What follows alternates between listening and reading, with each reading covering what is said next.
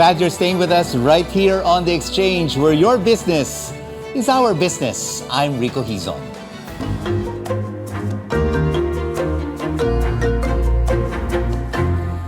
With on-site events now in full swing, how are production companies getting people to watch their live shows? Let's now have an exchange with DMC Philippines COO, Camille Cambosa, and Necessary Theater's Bart.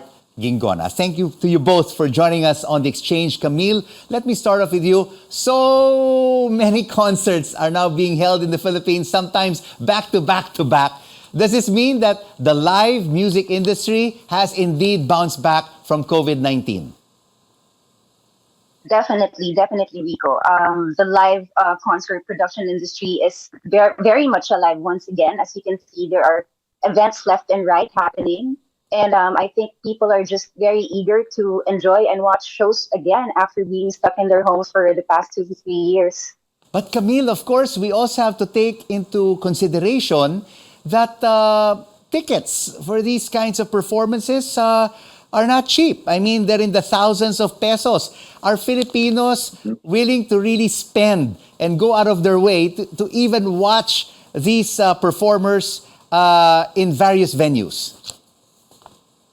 Well, as we can see with the trend, Filipinos really spend on these concerts, no matter how horrific the prices we get. Although that's not the case for our production, but really because we are a music-loving country, I think Filipinos are just very willing and just very eager to see their favorite artists perform on stage, no matter the price.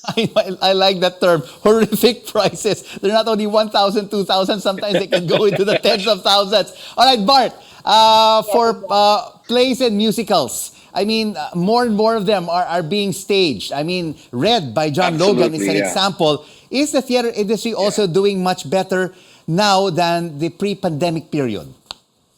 Of course. I mean, for 3 years, we weren't able to get out of the house. We weren't able to step on the stage. Suddenly, people are seeing the opportunity to gather together again and see shows. And it's doing very well. In the last month, for example, there were like 9 concurrent shows happening all together. And they were all doing pretty well, as far as I heard.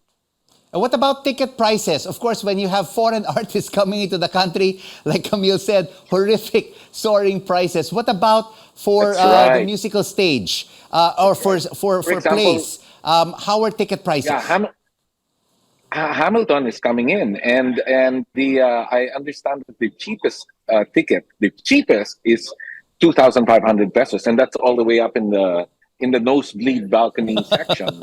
So it's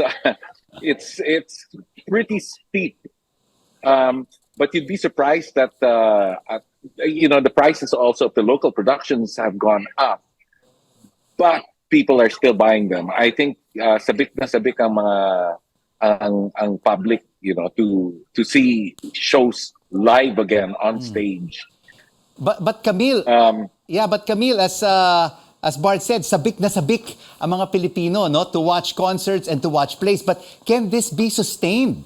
I mean, the money that they're paying for the tickets are coming also from their savings. Can this be sustained for another year or so? Yes, I believe so. It can be sustained, and that would depend also on your marketing as a company, and also because the concert production industry depends very much on who's trending. So we need to go with the flow as well. So and that would attract more buyers to get to watch more shows. And your company brings in some of the biggest names from the 1980s. Recently, it was Filippo Lippi's Per Sorensen. How do you sustain the public's interest in your productions? Well, we sustain it by, of course, varying the artists year per year, and we try to get a hold of the feel of the audience, who they want to see for this year. For example, we personally a survey among the new wave fans, for example. And from there, we get to see who we really need to bring down to the Philippines. And Bart, the usual criticism about theater is that they are inaccessible cost-wise, location-wise. It is too highbrow. How does a necessary theater address these concerns without compromising No, as the show's quality? no, no, okay. Let me correct that. No, Okay. because in our case, we thought that we were doing something really highbrow. It turns out that it wasn't. That Right. people loved it so much so that we're doing a rerun starting September 1. So please watch out for that. It's going to be restaged, and we're planning to rerun it again sometime next year. The only reason it's a short run now is because of the availability of the theater. But let me also just add to to what Camille was saying. What we are optimistic about the sustainability of the theater going forwards is that finally, after all these years, during the pandemic, as a matter of fact, the Creative Arts Bill was finally passed, which will give incentives to local artists to create and be able to compete with the K-pop dramas, the K-pop music, the K telenovelas, and so on and so forth.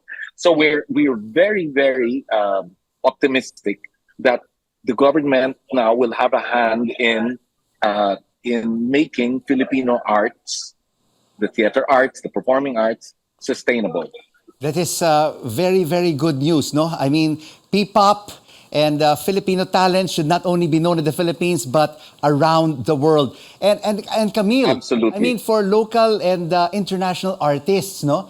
I mean, yes, they are live on stage, but it costs money. Eventually, will Filipinos retreat back to their homes and just watch these artists on video streaming and social media? I think they I think we will be able to sustain live events because the feel of watching it live is just very different when you're watching them perform on stage as opposed to just watching them on your laptop or your television screen. So I think that's one edge of doing live events. It's really a different feel when you see your favorite artists perform live. Thank you to both of you for this live show, Business Exchange, the Necessary Theater's Bart Guingona and Camille Cambosa of DMC Philippines. And before we go, here are words from English writer Nan Fairbrother on leisure. Leisure is an attitude of mind, not simply remission of work. And this is the exchange that makes sense of the facts and the figures and the ups and downs of the business cycle, because your business is our business. I'm Rico Hizon. Thanks for watching CNN Philippines. News you can use. News you can trust.